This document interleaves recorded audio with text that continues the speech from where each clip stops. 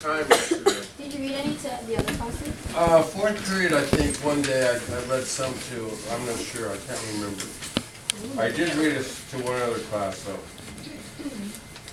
Okay, we're still on the Prosser book. This is Article 17. How many articles did you guys have? 75. Wow. They're doing really well. Prosser will never use the telephone. If you want to communicate with him, you must be well learned in the art of smoke signals. Prosser's residents in Mira Mesa have earned them the right to be considered Asian. If you don't believe him, ask him. He's in a Filipino gang. Prosser can wear sunglasses whenever he pleases. The weather doesn't tell him how to accessorize.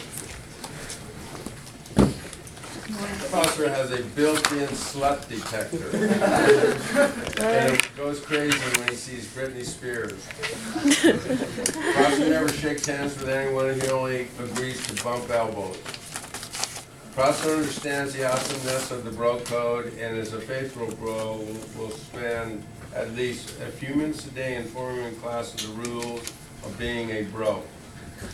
Although he constantly wears gloves, Prosser is not a germaphobe. Prosser just realizes how awesome he is and is scared that his students' germs may rub off on him and cause him to be less awesome. That's why Prosser always uses protection when touching our test. Well, you guys got to understand. Explain this because you got to know why. I never used to do this, but 2 years ago, and I think I told you this, in 2007, this is when it happened. On Memorial Day of all days, I was basically dying at home.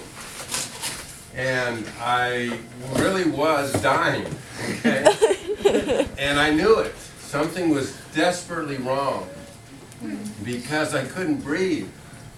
And so I have a sister that's a registered nurse, works at Scripps. And she lives about 10 miles, 15 miles from where I live, but I called her up to say, hey, something's wrong with me, and she could tell right away just from my conversation that something was seriously wrong with me. So she raced down to my house and picked me up and took me to the hospital. And they admitted me into the hospital immediately, and I spent 5 days there. What had happened was I had somehow, some way, and they don't know how, but it happens occasionally to people, and some of you might have this experience too. You could be perfectly healthy, and then all of a sudden, something will come about in your body, and mine was a blood clot in my lungs. And what had happened is my lungs were starting to shut down. In other words, the blood flow was not adequate in throughout my body because my oxygen was being shut off.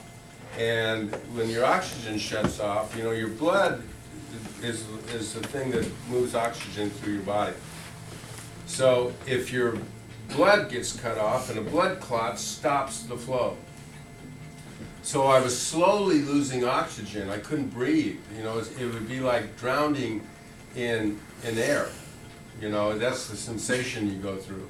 So they took me to the hospital and they figured out, really relatively fast I had a blood clot. Well, when you get something like that in your lungs, it damages your lungs. All right? So when I left the hospital, one of the things the doctor told me was that I had to be very careful from now on about any type of infection that could hit my lungs. So if I got pneumonia or something like that, I could die. So the doctors, and they knew, and one of the things he told me, he says, you have to avoid large groups of people. That's what he told me. And I said, Doc, I'm a teacher. And he goes, oh, that's not real good. And he goes, teachers, and we're very susceptible, especially when you're a young teacher. As you get older in this business, your immune system usually kicks into gear, but you're exposed to a lot of different things as a teacher because I basically see almost 200 kids every day.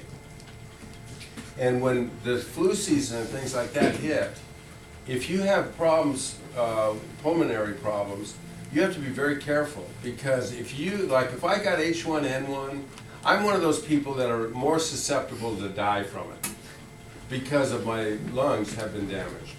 So I have to be very careful. So when I was going through all of these things, the doctor was telling me, he says, you have to take precautions now. He says, number one, you shouldn't be around large groups of people. I said, well, that's out the window.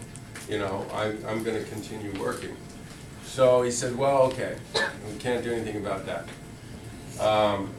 He said, when you come in contact with your students, though, you have to be careful not to let your students, if they're ill, and you guys come to school sick, you know, we all do.